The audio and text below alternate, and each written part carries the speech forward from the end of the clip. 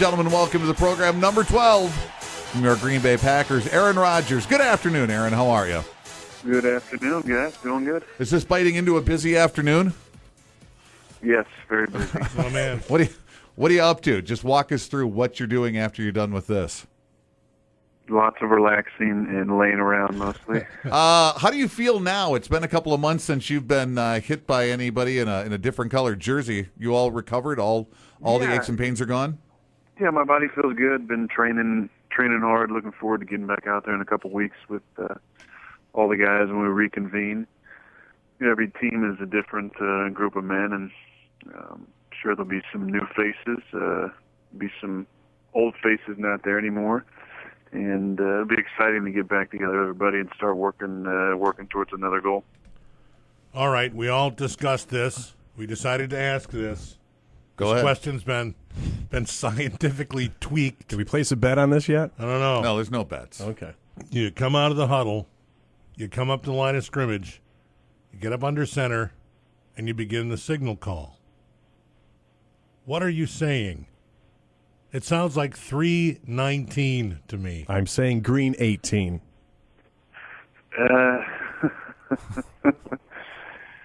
Well, there's a few different things I say, but if you're talking about something that sounds like 319, it's actually green 19. Green 19. I was off by a number, halfway. We're both right, kind of. All right. Sometimes green 18 might come out, though, I'll tell you that. All right, so what is Predominantly green 19. what is green 19?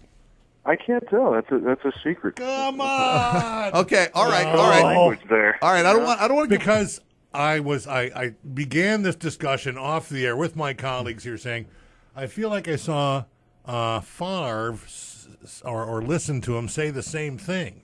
Now, is that just something the Packer quarterback has to say? Is it is it just a random choice? What? Okay, but you can't tell us. You can't tell us. I can't tell you exactly the answer to that, but I can tell you that Favre said something very similar. Right. All right. There was a blue in there, I think. But, okay, so you're at the line of scrimmage. You've made your call in the huddle. This was the other discussion we have. You've made your call in the huddle. You come up to the line, and you see something in the defense that tweaks your interest, or you go, I've seen this on film, and we've talked about this during the week. Now, instead of changing the call, you just make eye contact with whoever, whether it's James Jones or it was Donald Driver or Jordy Nelson, and you just make eye contact like, yeah, we're both seeing the same thing, right? And you just go on eye contact with that guy, right? Because we've talked to Jordy, and he says you guys do it from time to time. Yeah, sometimes for sure. There's multiple occurrences where just making eyes at somebody and been able to make a quick adjustment. But we do some, plenty of nonverbal communication that includes, signals and body language that we've rehearsed or talked about throughout the week. And that's often the most fulfilling is when you get into a game and you're able to make that subtle adjustment and maybe something you talked about 3 weeks ago and it comes up in a game. And to have two guys on the same page, that's when the game really becomes fun, when you can kind of get into the mind of your teammate and be on the same page. I think that kind of amazes us because the only thing we know, like the I wanted you to say this or do that eye contact kind of thing, is from sitcoms or just being married. When you're trying to Now, you have to have a lot of faith in your receivers to, with just eye contact, because you guys could look pretty stupid if you're not on the same page with that, right? A lot of faith. But yeah. That's what's been great the last couple of years is that Mike McCarthy has given me a bigger voice, especially after practice, to watch film with those receivers and tight ends. And we talk about a lot of situations that may come up on game day and rehearse those things. And I tell them kind of what I'd be thinking or what mannerism I might make or what I'd be looking for from them to kind of know what they are going to be doing. And we're a staff that has played a lot of football. We've got a lot of guys on our staff who former NFL players, or Tom Clements, played in CFL, and those guys do a great job of preparing our guys and listening to what I'm saying, writing down the notes that I'm saying, and relaying that to their guys to make sure that they're hearing that information multiple times. And I can say, I think a lot of times we win games Monday to Saturday because we prepare our guys so well. Now, Aaron, arguably you had the deepest bunch of receivers in the NFL last year, and now you'll go into this season without Donald Driver and without Greg Jennings. Obviously, those guys will need to be replaced. How long is it going to take you to get back to that point where you have confidence in no matter who's on the field as far as a receiver? Well, I mean, if you watch last year,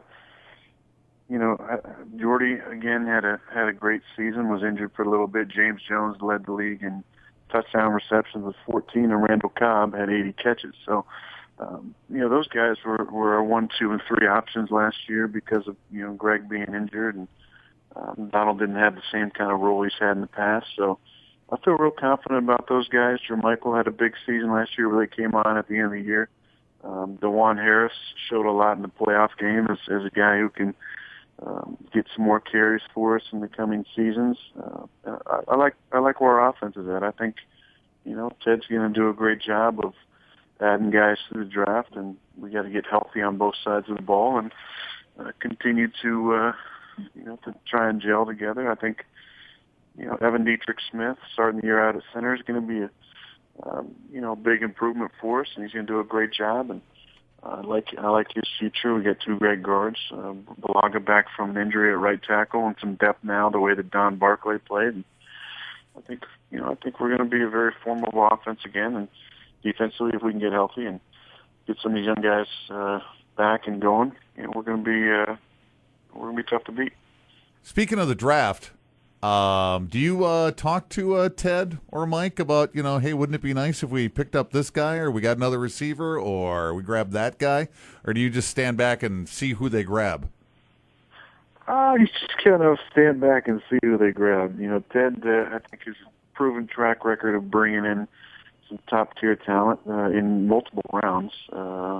Look at guys like Jordy, Randall, and James Jones. None of those guys are first-round picks. And they're all big-time receivers for us. We got Jermichael, I believe, in the 4th round, and Evan Dietrich Smith was a free agent guy, and Josh Sitton was a later-round pick, as was TJ.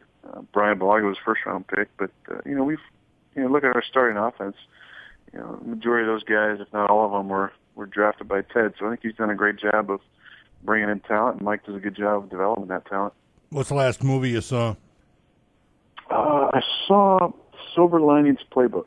Yeah. That's a great movie. That is an awesome movie. Yeah. I liked it a lot. It was a good movie. Yeah. I've got a dumber question. Okay, go ahead. That's not a dumb question. No, not I a didn't dumb say, question. I'm calling mine. I'm calling my question Aaron, dumb. I'm sorry you have to see this arguing, or listen to this arguing in front of you. Aaron, it's National Peanut Butter and Jelly Day. When is the last time you actually made your own peanut butter and jelly sandwich?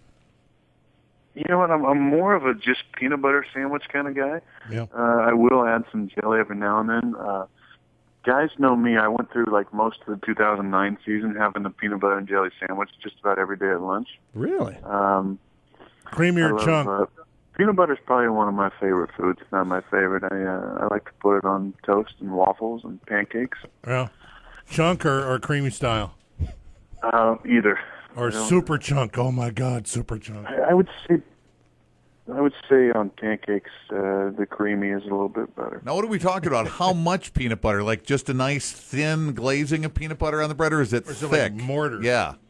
Thick, definitely. Yeah, there's no point to having it thin any other way. Why bother? Absolutely. See, these are questions you'll never hear on ESPN. Hey, you're doing those It's Aaron commercials that are running, that are on TV, and I just saw one a few minutes ago. And I look at that kid's face in the orange shirt when he sees you when he opens the door. I mean, and you know how shocking that must be. I wonder what your reaction would have been when you were 15, 16 years old if you'd have opened the door at your house and there's Steve Young standing on the other side. I would have been speechless. I think I would have been frozen in shock, not knowing what was going on, thinking he must be the wrong place. What's he doing? Yeah. So you kind of understand the reaction you get from those kids when they open the door and there's their hero, Aaron Rodgers.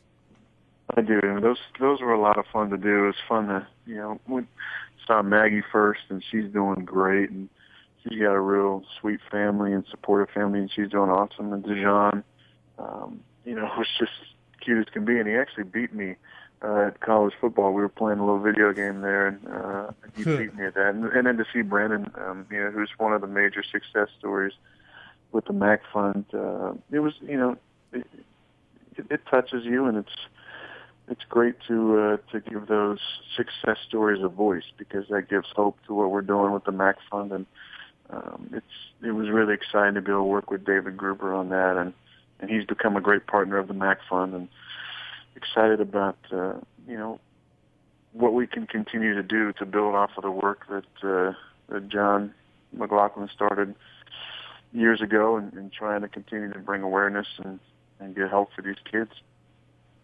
Well, we would be cowards if we didn't bring it up, and I'm pretty sure I know what your answer is going to be. You going to sign that contract in the next day or two up in Green Bay and just get this thing done? Get us all off the cliff? You're right. Yeah, we'll see what happens here. Oh, all right. Just going to leave us hanging, huh? All right.